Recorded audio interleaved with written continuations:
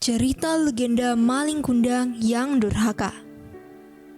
Cerita yang sangat akrab di telinga kita, kisah maling kundang, menjadi bagian dari legenda Indonesia yang melekat dalam warisan budaya kita. Diceritakan turun-menurun, legenda ini berakar dari Provinsi Sumatera Barat. Mengisahkan perjalanan seorang anak laki-laki yang terjerumus dalam durhaka pada ibunya sendiri. Tindakan yang disengaja menyakitkan hati sang ibu dan membawanya pada hukuman yang memberi warna dramatis sepanjang hidupnya. Suatu hari di perkampungan nelayan Pantai Air Manis di Padang, hidup seorang janda bernama Mande Rubaya yang hanya tinggal bersama anak laki-lakinya.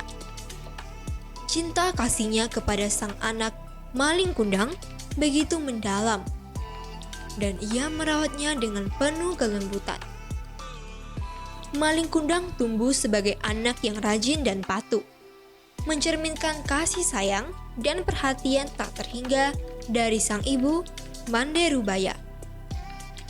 Seiring berjalannya waktu, Mande Rubaya yang semakin memasuki usia senja mengandalkan penjualan kue sebagai mata pencaharian utama untuk memenuhi kebutuhan hidup mereka. Dengan tekad yang kuat, ia terus berupaya menjadikan kuenya laris, berharap memberikan yang terbaik untuk anak kesayangannya. Namun, ujian hidup bagi keluarga mereka belum berakhir. Suatu hari, maling kundang jatuh sakit parah dan hampir merenggut nyawanya. Beruntung, keberanian dan kecintaan sang ibu mampu menyelamatkannya dari ambang kematian.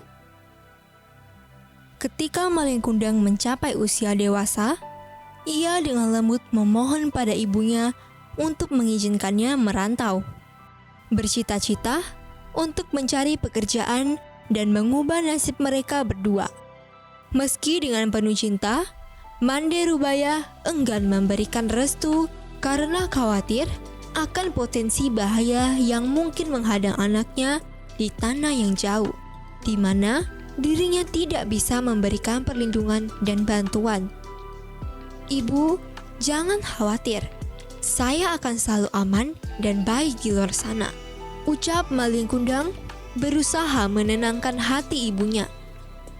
Bagi maling kundang, ini adalah peluangnya untuk meraih kehidupan yang lebih baik.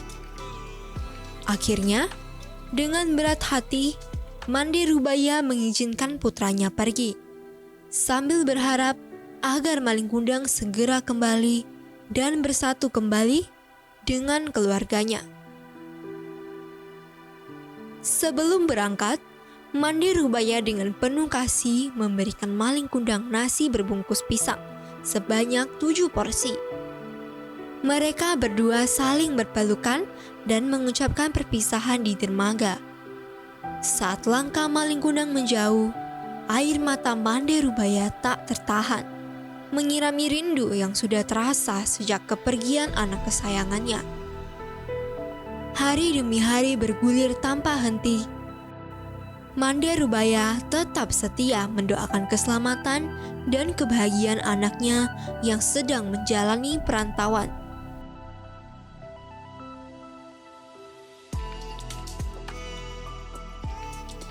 Seringkali, ia melangkah keluar dan menatap lautan serta langit biru, bertanya dalam hati, "Apakah kamu sudah sampai tujuanmu, Nak?"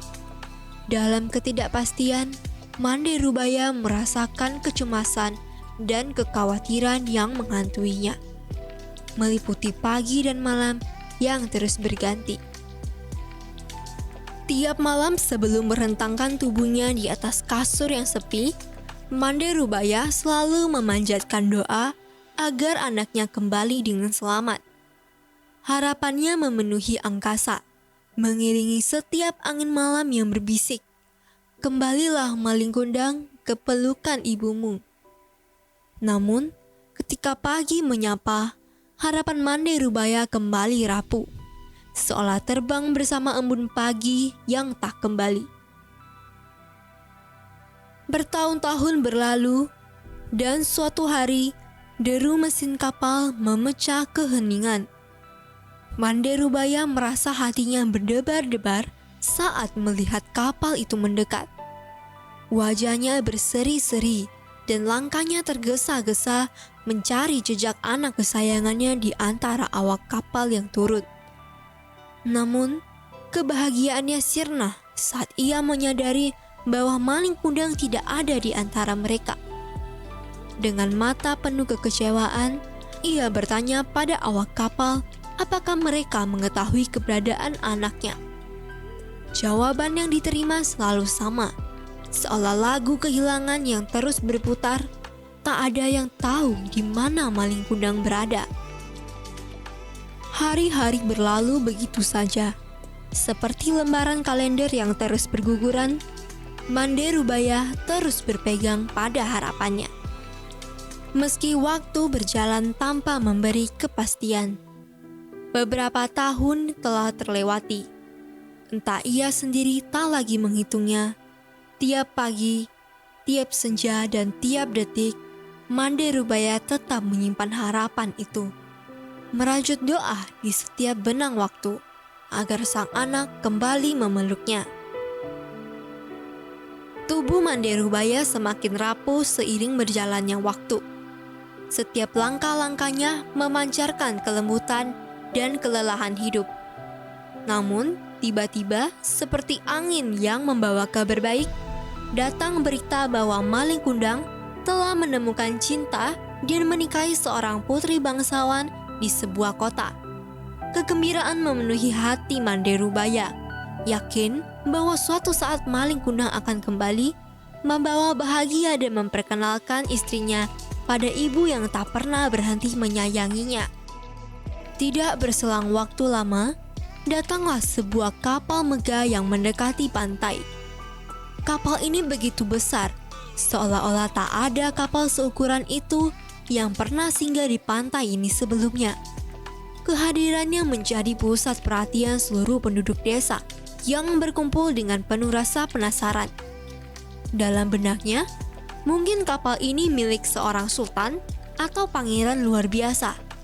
Semua siap menyambut dengan sukacita siapapun yang turun dari kapal tersebut. Ketika kapal itu merapat, terlihatlah sepasang anak muda berdiri anggun di atas anjungan. Pakaian mereka begitu anggun dan mewah. Senyum bahagia menghiasi wajah mereka. Sorak-sorai riang menggema dari penduduk desa yang penuh kebahagiaan menyambut tamu istimewa tersebut. Ternyata, keduanya adalah maling kundang dan istrinya. Hati Manderubaya begitu meluap sukacita. Kerinduan panjangnya akhirnya terpenuhi. Ia berlari ke arah maling kundang saat turun dari kapal. "Malin, anakku, mengapa kamu pergi begitu lama tanpa kabar?" ujar Manderubaya sambil berlinang air mata haru. Maling kundang terkejut saat tiba-tiba dipeluk oleh seorang perempuan tua yang berpakaian jelek dan kumuh. Ia tidak bisa percaya bahwa perempuan itu adalah ibunya. Sementara itu, istri maling kundang juga terkejut dan dengan nada merendahkan berkata, "Wanita tua yang jelek ini ibumu? Tidak mungkin," seraya meludah merendahkan pada Manderubaya. "Malin, Malin anakku, aku ini ibumu nak, mengapa kau jadi seperti itu?" seru Manderubaya dengan nada haru. Namun, maling kundang tidak memperdulikan perkataan ibunya. Ia enggan mengakui bahwa ibunya dan merasa malu di depan istrinya. Perempuan tua itu terkapar di pasir, menangis dan merasakan sakit hati yang mendalam. Orang-orang yang menyaksikan ikut terpana, kemudian meninggalkan pantai dan pulang ke rumah masing-masing. Manderubaya pingsan dan terbaring sendirian. Saat ia akhirnya sadar, pantai sudah sepi dan sunyi.